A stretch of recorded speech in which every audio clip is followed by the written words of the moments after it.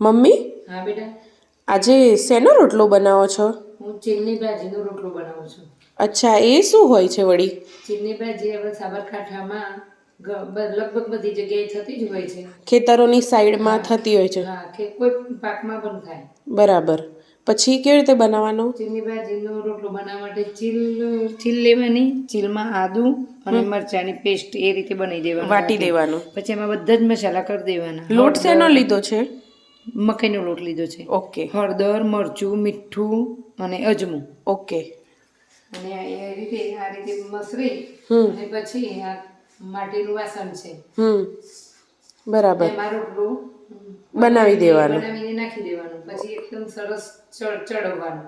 ચડવવામાં પણ સરસ ચડવવાનું, એકદમ કડક કડક. બરાબર. અને પછી એમાં ઘી અને ગોળ. હા, શિયાળાની સવારમાં એ રોટલો ખાવાની બહુ જ મજા આવે અને જોડે લીલી ચટણી પણ હોય. હા, ધાણાની ચટણી હોય એટલે તો સુપર્બ મજા આવે.